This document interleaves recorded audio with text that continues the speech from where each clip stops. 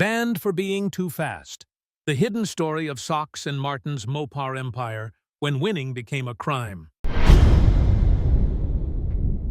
The air trembled before the launch, smoke rolling off slicks, engines screaming at redline, and two men standing calm amid the chaos.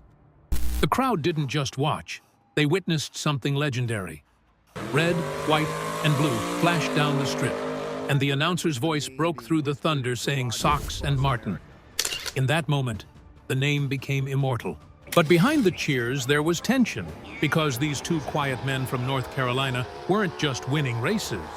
They were rewriting the laws of speed itself. Their Plymouths were so dominant, so brutally consistent, that the NHRA had no choice but to fight back. The sanctioning body didn't ban them for cheating, they banned them for being too fast. This is the untold story of how Sox and Martin built an empire so powerful, it forced the rulemakers to change the game. If you love when talent beats politics, hit that like button, because this is how winning became a crime. The making of a legend. It started on the back roads of North Carolina, red clay dust, cigarette smoke, and the thunder of 409 Chevys echoing through the hills. Every weekend, small-town racers gathered to prove who really owned the quarter mile. Both men were running Chevrolet's 409 cubic-inch big blocks, brutal W-series engines that made around 425 horsepower on factory carbs. Every launch was a gamble between traction and broken axles, but for drivers like Sox and Martin, that was just another day chasing speed. Among them was a quiet young man named Ronnie Sox, whose calm eyes hid lightning-fast reflexes. When that Christmas tree light flashed green, his hands moved so fast between gears that spectators swore they saw sparks fly. While others missed shifts and shredded clutches, Ronnie turned power shifting into an art form. Smooth, brutal, perfect. And then there was Buddy Martin, the sharp-dressed businessman who thought he had the fastest car in the county until Ronnie smoked him again and again. After an entire season of humiliation, Buddy made the smartest move of his career. If you can't beat him, join him. That handshake in a dusty Carolina garage would change drag racing forever. Ronnie brought supernatural driving talent. Buddy brought the business mind to turn victory into empire. In 1963, they rolled out their first Chevy Z11, a thunderous symbol of what was to come. No sponsors, no corporate backing, just two men chasing speed with pure skill and grit. Neither of them knew it yet, but that partnership would go on to dominate American drag racing for nearly 2 decades. The legend of Sox and Martin wasn't born in a boardroom, it was forged in dirt, gasoline, and determination. The Mopar Revolution. By 1964, Detroit's racing scene was boiling beneath the surface. GM had secretly ordered all its divisions to pull out of organized racing, claiming it was for public safety. But insiders knew the truth. GM was terrified of Chrysler's new creation. Because that same year, Chrysler's engineers unleashed the 426 race Hemi, an engine so brutally efficient that it made everything else on the track look prehistoric. Plymouth didn't just see a chance to compete, they saw a chance to conquer. And to do it, they needed two men capable of handling a revolution, Sox and Martin. When Plymouth handed them the keys to the altered wheelbase Belvedere, it wasn't just a car, it was a weapon. The front and rear axles were shoved forward, the chassis shortened, and the weight distribution re-engineered for one thing: maximum violence off the line. It looked unnatural, almost illegal. Spectators called it funny-looking, not realizing they were naming an entire new class of drag racing. When Ronnie Sox fired up that red, white, and blue Belvedere at York US 30 Dragway, the air itself seemed to freeze. Then came 9 seconds of mechanical fury, the first full-bodied steel car to break the 10-second barrier without a blower or nitro. Reporters claimed Chrysler was hiding aerospace technology inside those engines. Competitors accused them of using banned alloys borrowed from military suppliers. Whatever the truth was, everyone knew one thing: the Hemi had just declared war on the entire sport. GM's response was quiet, but calculated. Internal memos allegedly instructed their factory-backed racers to avoid direct confrontations with Sox and Martin's Hemi cars, fearing public embarrassment if they lost on camera. But the damage was done. Chrysler had just rewritten what American speed meant. As the crowd roared and the Belvedere crossed the line, a new era began, one built on power, defiance, and a secret Detroit was already trying to bury. Sox and Martin hadn't just won a race, they'd lit the fuse on a revolution that the establishment couldn't control. Total domination, the golden years. By the late 1960s, Sox and Martin had become more than racers. They were a machine. A dynasty so dominant that even Detroit began to feel nervous. From 1967 to 1971, their red, white, and blue Plymouths didn't just win, they erased competition. 4 straight NHRA World Championships, countless trophies, and a streak of victories so relentless that other teams swore there had to be something supernatural about it. Some whispered that Chrysler funneled them secret factory parts unavailable to anyone else. Others claimed their Hemi engines were built from special metal found in experimental military programs. The truth was even more mechanical than mythical.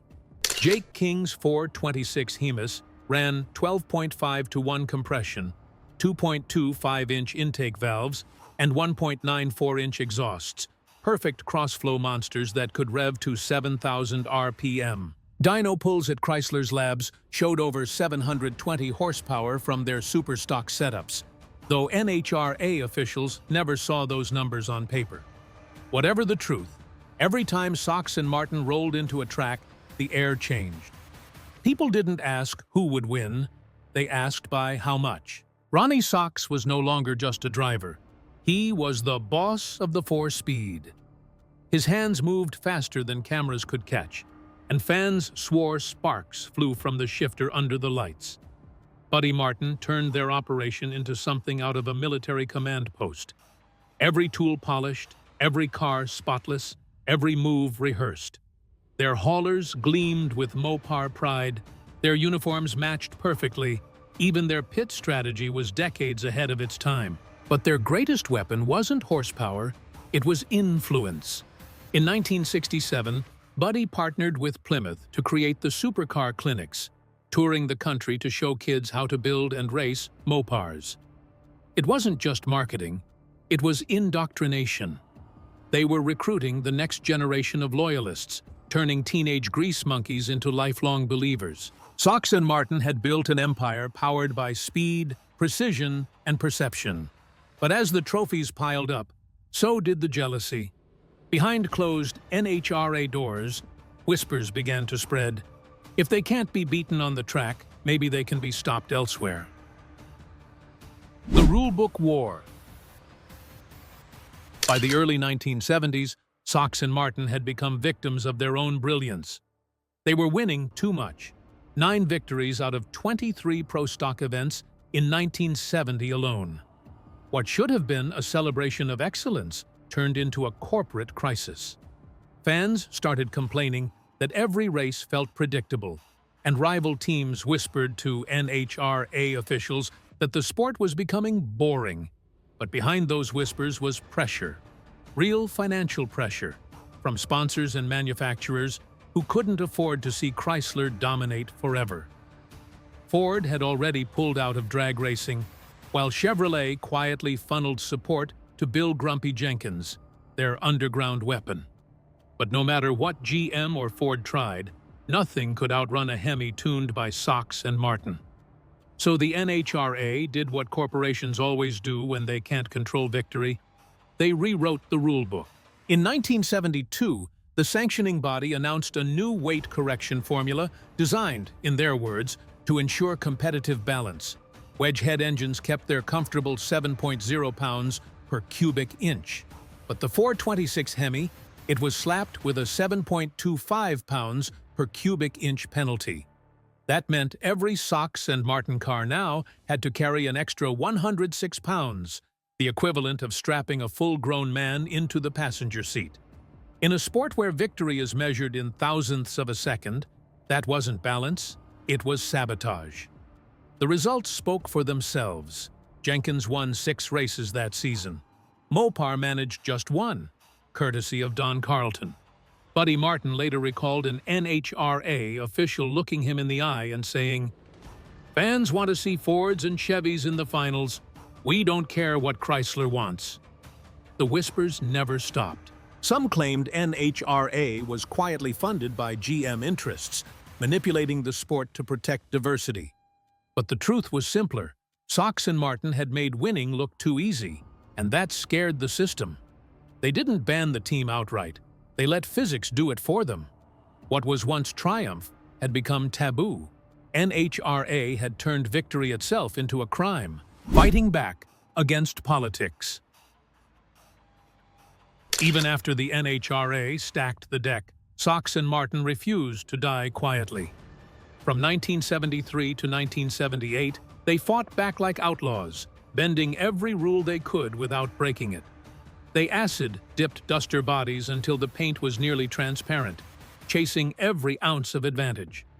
Jake King, their engine magician, began experimenting with smaller Hemi displacements, not to go slower, but to outsmart the weight rules. He sleeved 426 Hemis down to 404 and 392 cubic inches, shaving pounds without sacrificing punch. Even detuned, they still made over 650 horsepower on pump gas, proof the design was nearly indestructible. Every loophole became a battlefield, but it never lasted. Each time the team clawed back an edge, NHRA mysteriously rewrote another line in the rulebook. Some said the ink on those new regulations wasn't even dry before they were faxed to Chevrolet's engineers. This wasn't competition anymore. It was control. Behind closed doors, officials spoke of brand parity, but racers knew what it really meant. No one was allowed to beat GM twice. Whispers spread that corporate sponsors were quietly funding NHRA's enforcement teams, tipping off inspectors whenever a Mopar got too fast. Some even claimed that the 1974 safety inspection revisions were really designed to target Hemi cars specifically, disguised punishment for dominance. By the late 1970s, the system didn't have to kill them outright. The oil crisis, fuel rationing, and corporate cutbacks finished what the politics had started. Chrysler pulled support. Sponsors vanished. Sox and Martin's reign ended not with defeat, but with exhaustion. Bled dry by regulations and recession.